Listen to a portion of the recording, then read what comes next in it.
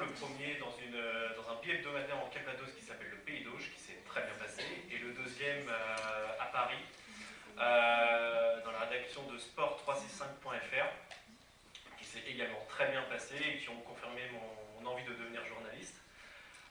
C'est pour ça que dans la foulée, après mon DUT, je suis parti en licence professionnelle de journalisme et médias numériques à Metz, donc qui n'est pas reconnu malheureusement par la profession, mais qui est quand même très bien.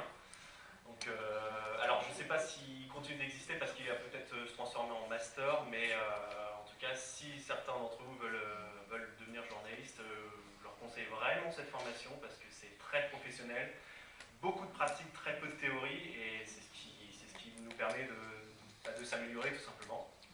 Donc par la suite, j'ai eu ma licence pro, il y a eu un petit temps d'attente entre deux, donc pendant ce temps-là, je suis devenu correspondant sportif pour l'Avro Presse.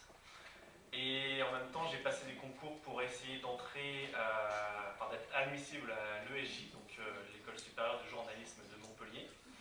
J'ai passé avec succès les concours, donc il fallait ensuite trouver une rédaction, ce qui est très compliqué vu le secteur actuel qui est un petit peu en crise, où les débouchés sont quand même assez rares. Il faut être vraiment à l'affût des opportunités, être vraiment mobile. Donc c'est ce qui m'a bien valu quelques mois de recherche pour enfin le trouver. D'ailleurs, c'est tout récent parce que là, voilà, je vais être embauché à partir du mois d'octobre pour un petit hebdomadaire proche de Tours, la Loche, qui s'appelle la Renaissance Lochoise. Et donc, pendant ce temps-là, ça serait en gros un rythme de 6 semaines en entreprise et 2 semaines de cours. Donc voilà, j'entame donc ça très prochainement. Donc une formation qui plus est reconnue par la profession, donc ce qui est carrément un gros plus.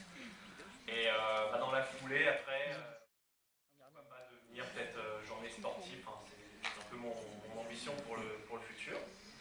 Donc voilà, après, je ne sais pas s'il y en a d'entre vous qui sont intéressés pour devenir journaliste. En tout cas, si je peux vous conseiller quelque chose, voilà, c'est vraiment faut le dire, de s'accrocher un petit peu quand même, parce que c'est pas tous les jours facile, d'être vraiment mobile, parce que là, par exemple, je vous donne juste un cas particulier, ici, c'est juste mort. Donc, ouais, un peu mort, donc il faut vraiment pas hésiter à bouger, il faut être vraiment à l'affût presque des opportunités, parce que voilà, il faut prendre ce qu'il y a à prendre, surtout en ce moment, donc la situation est vraiment pas facile, et il faut vraiment voilà, avoir la passion depuis le début, c'est ce que j'ai cru depuis longtemps, même si on m'a un petit peu déconseillé au début quand je suis arrivé ici de devenir journaliste. Mais Loche, en fait, donc d'abord il y avait des concours, donc il y avait des concours sur une journée à Montpellier. Donc c'était test d'actu, écriture d'un article. Et après dans la foulée, c'est des contacts, c'est beaucoup de réseaux. Il faut vraiment entretenir un super réseau parce que c'est ce qui est super important dans le journalisme. Et puis après, il faut avoir aussi, il faut aller dire, un petit peu de chance. Parce que voilà, moi, en gros, là, je vais remplacer quelqu'un qui termine son cursus à l'ESJ. Donc voilà, l'opportunité s'est créée et j'ai passé un entretien là-bas et ça s'est avéré